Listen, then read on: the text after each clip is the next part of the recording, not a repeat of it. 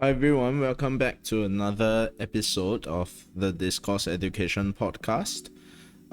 This is a podcast where we discuss current affairs and break them down and sort of break down the analysis and pitch it at a level that's suitable for students taking general paper, in the A levels in Singapore.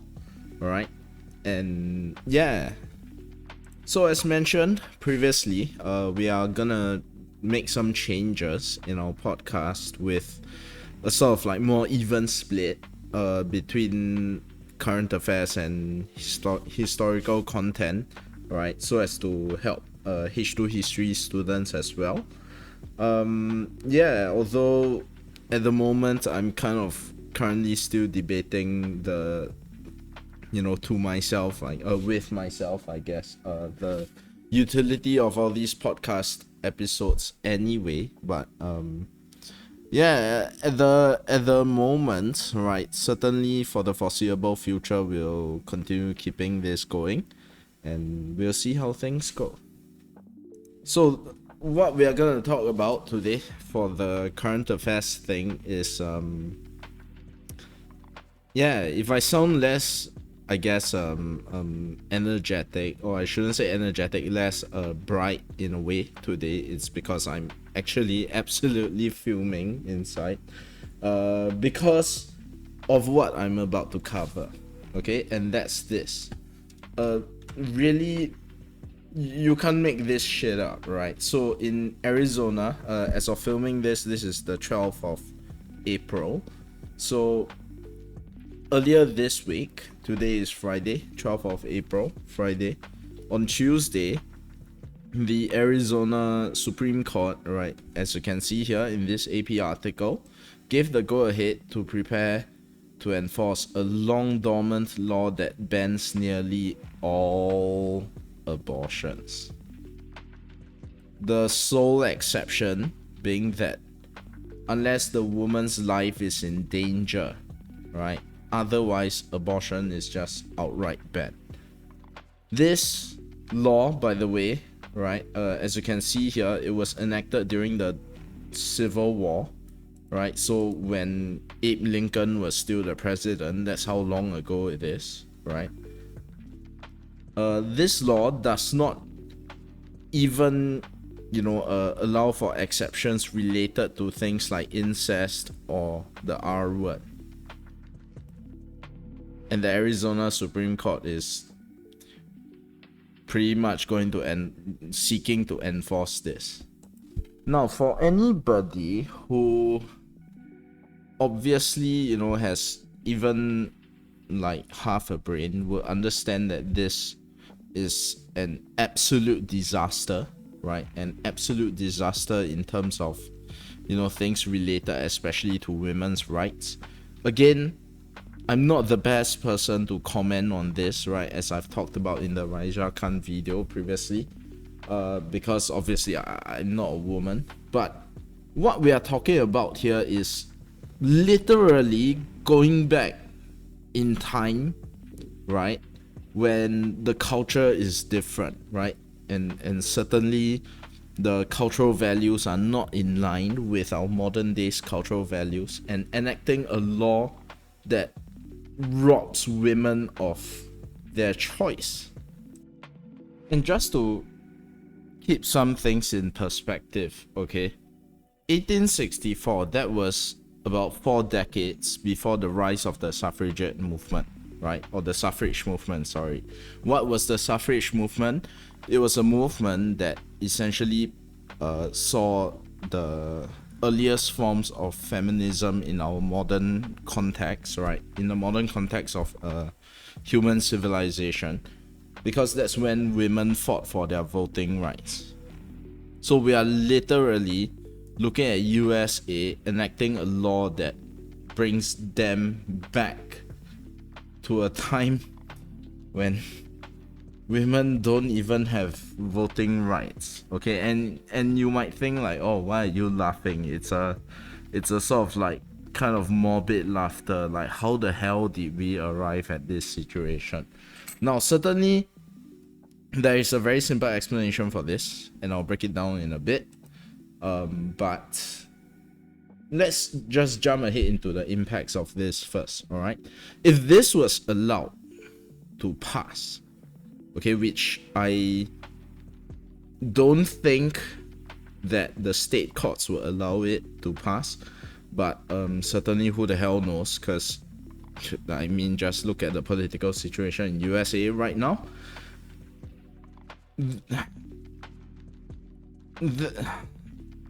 How do I even put this succinctly?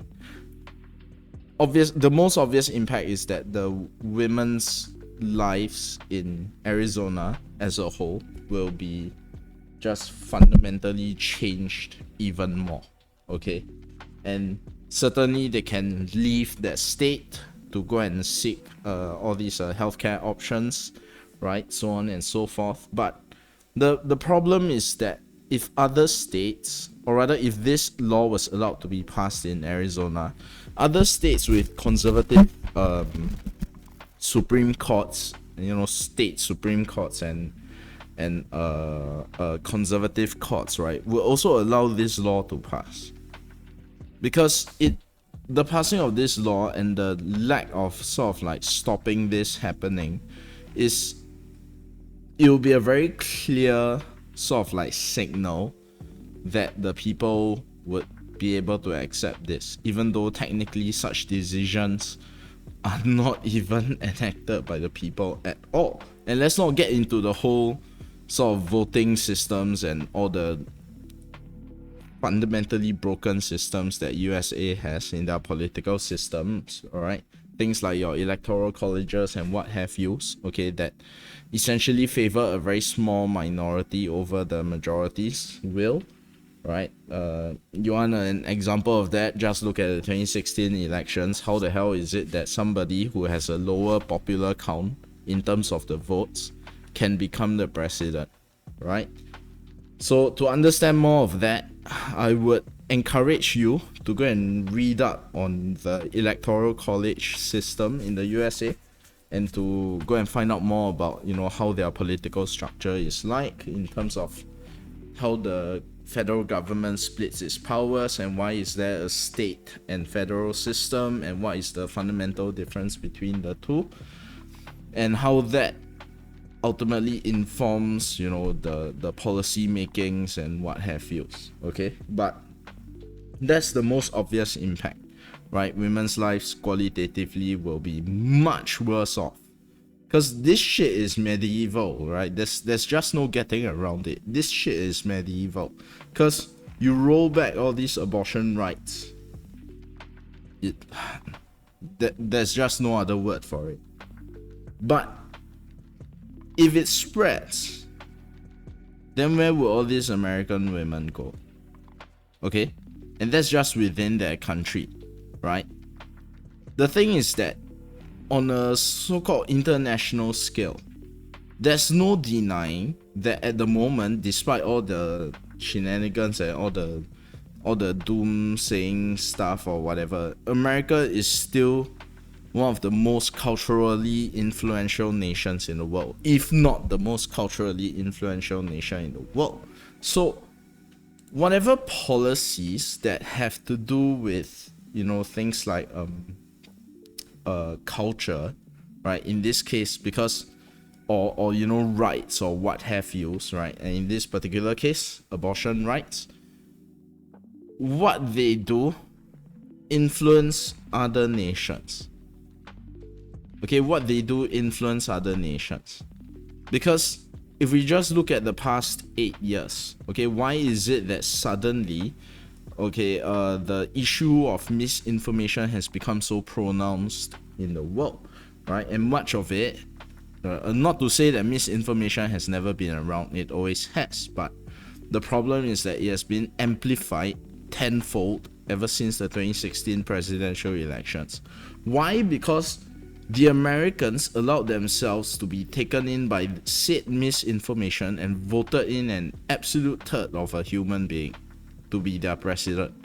And for the rest of the world, it sort of like served as a form of a blueprint, I guess, or a template to demonstrate that, hey, you want political brownie points, do what this idiot did, right? Who is this idiot that I'm referring to? You know who I'm talking about. Okay, POTUS 45, if you're wondering. And yeah, okay, but I think the more important question though is to understand how the hell this even came about in the first place. And really all of it stems from this issue that occurred. See, even my keyboard is angry, it's on caps lock. When the Federal Supreme Court in 2022 overturned Roe v. Wade, which was essentially a law that was passed like half a century ago, as you can see here, okay, and that guaranteed a constitutional right to abortion. Okay, constitutional right to abortion. And when that was overturned, because whatever laws that the federal government has, right, typically supersedes the state laws, okay, that in turn allowed the rise of so many different state Supreme Courts to come out and just outrightly ban abortion in many different states, right? And Arizona being obviously one of them, okay, in this particular case, right? Even going so far as to reenact a law that was made in 1865. Sorry, 1864. Yeah, just readjusted the camera a little bit.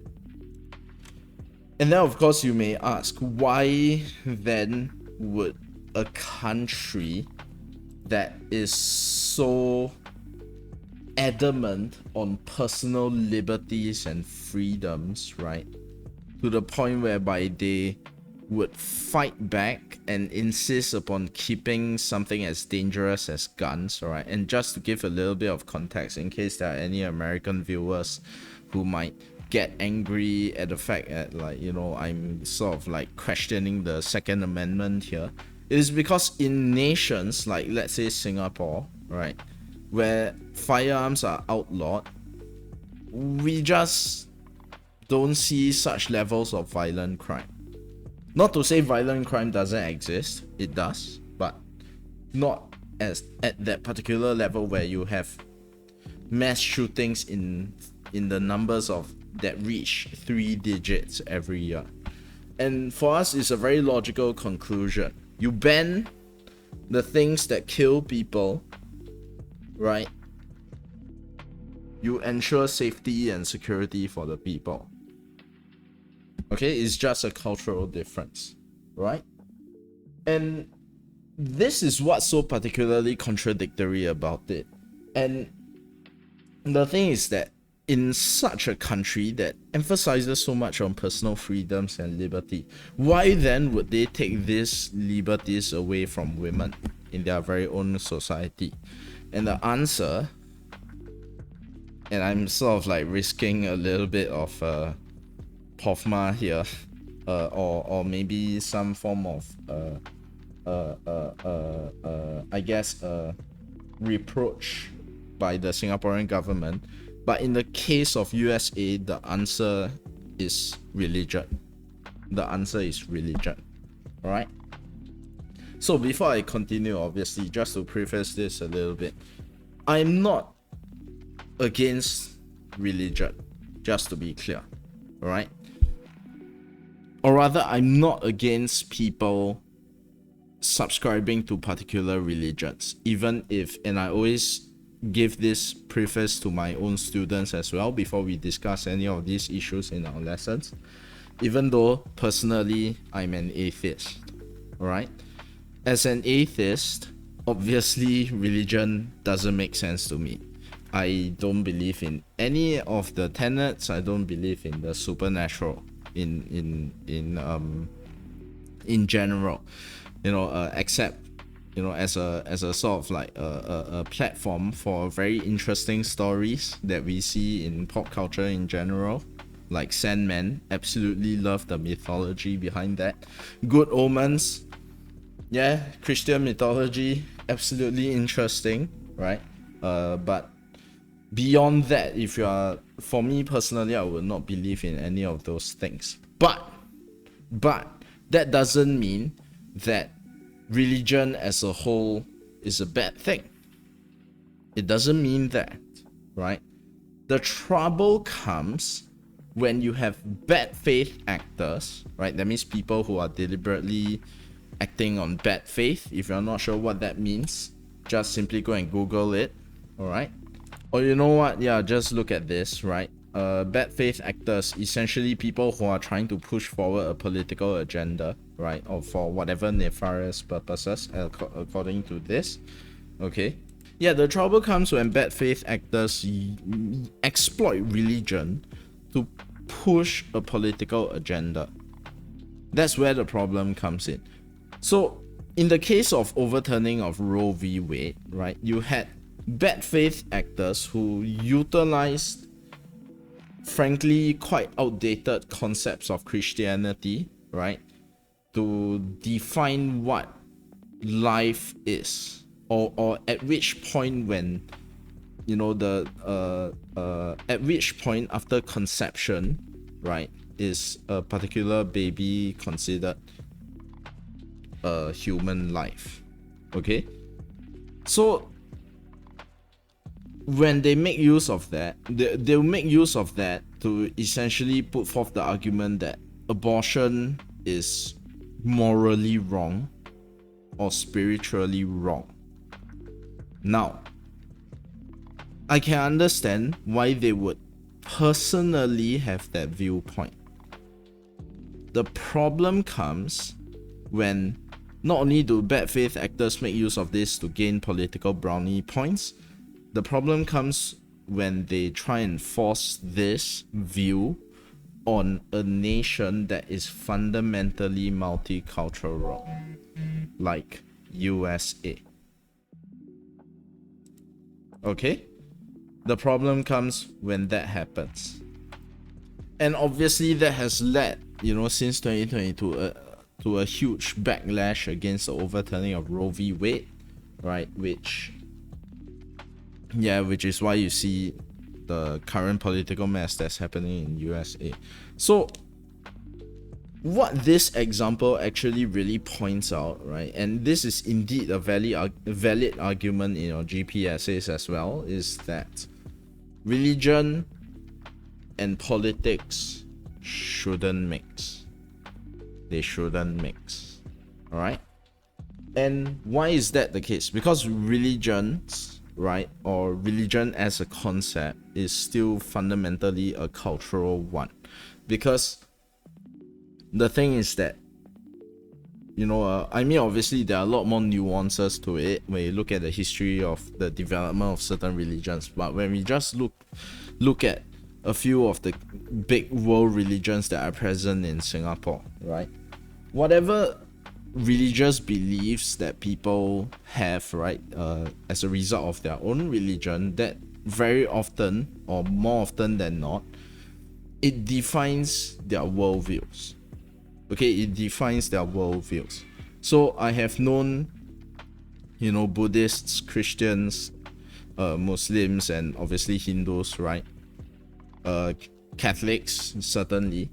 Okay, and of course the extent of the strength of such, you know, religion's influence on an individual is dependent on like how faithful they are to their particular faith, right? Or how much or how staunch they are, essentially. So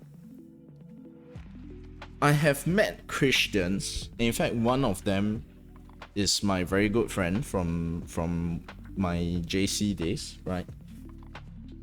I've met Christians whereby they would be very, very influenced by their religion, and that in turn, you know, leads them to behave in a sort of like good and moral way, because that's what they learn in their religion. And then of course they would learn things like, you know, or rather, I've actually asked some of these Christians before, not just my friend but others that I've met throughout my life, like, why is it that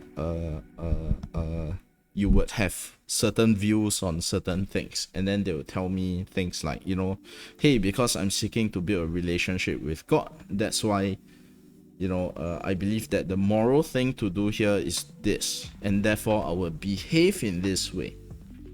And and then of course that in turn may lead to that often leads to positive outcomes if whatever morals by which they are to which they are adhering are sort of positive in a way that does not seek to discriminate or whatever, that perhaps something as simple as like helping others or something like that.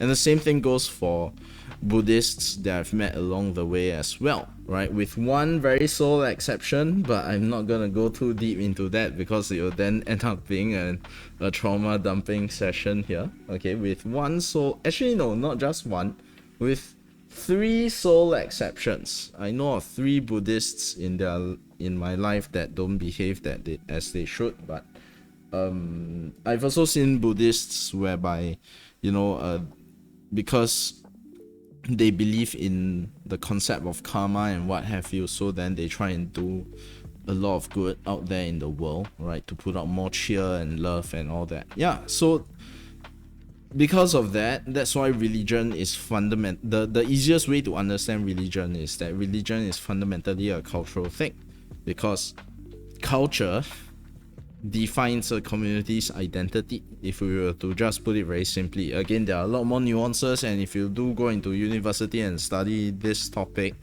you will learn a lot more, but for the sake of GP, right, you just need to know that culture defines a community's identity, their views, right, their customs, traditions, more importantly, their worldviews. Religion is a part of that. So in this particular overturning of Roe v. Wade case, and the case of, the Arizona Supreme Court trying to reimpose this medieval law, right? To be clear, I know when the period of when the medieval era is. I'm using it as an expression here, right? Yeah, it stems from religion, unfortunately, right? Bad faith actors exploiting religion and so-called pushing this narrative, and more crucially pushing their worldviews on other people who may not necessarily subscribe to that religion. And now what do you have? You have a cultural war. You have a cultural conflict.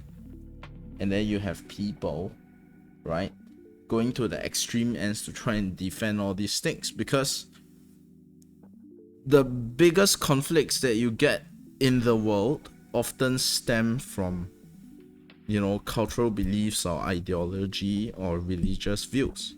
Cold War, Israel, Hamas, Russia, Ukraine, right? So Cold War, ideology, Israel, Hamas, religion, Russia, Ukraine, ideology as well, although I guess it's more geopolitics in a way.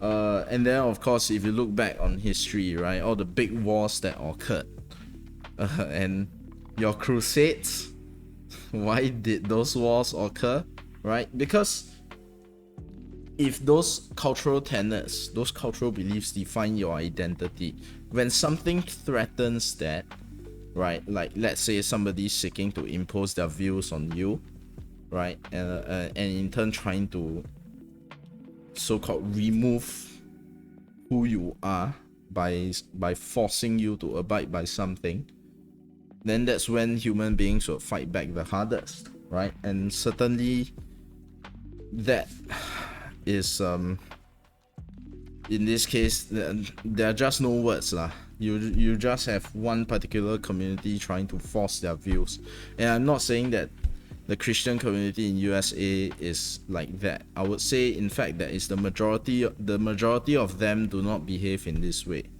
It's that very and often it's that very small minority with the loudest voice that would try and impose their views on others, right? Those that proselytize all the time, the evangelicals and what have you, those that are twisted by their conspiracy theories that, a certain ex-president is a certain kind of savior, which frankly speaking is nuts. It's nuts. So how to use this in your essays? I actually have already talked about it. The main talking point here is that you want to divorce politics from religion. Not to the point whereby you just totally ban any sort of like religious expressions like you do in France, because that in itself also presents or opens yet another can of worms of problems. But when it comes to legislation and policy making, religious views and beliefs should not influence policy makings or any sort of like decision makings, what have you. So yeah, that's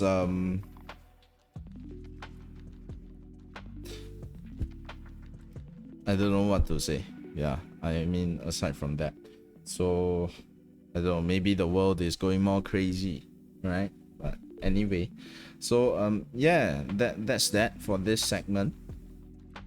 Thanks for watching. Do give us a subscribe if you find any of these videos useful.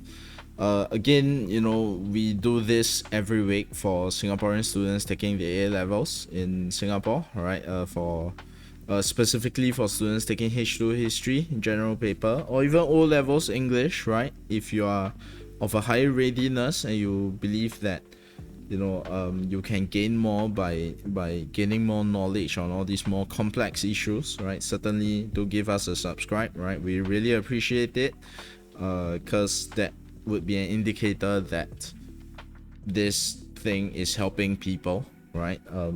All these videos are helping students in Singapore. Yeah, so if you have a question, do feel free to drop us a question using that link below, the discourse-education.com.sg/discourse-education-podcast. Alternatively, you can join our Telegram group, right? Telegram channel, sorry, at the discourse t.me/the discourse education, right? Just look for us there. We have recently introduced a comment feature on our channel, so that is also an alternate way for you to ask questions if you have any questions on any of the content that you watch here. And finally, you know, we do offer, right, free trial lessons for our tuition sessions. So for the subjects of H2 history, general paper, and English. If you are interested, do drop us a WhatsApp message, right? Our contact details can be found on our website, thediscourse-education.com.sg. So yeah, hope this was useful, and you know, hope to see you guys next time.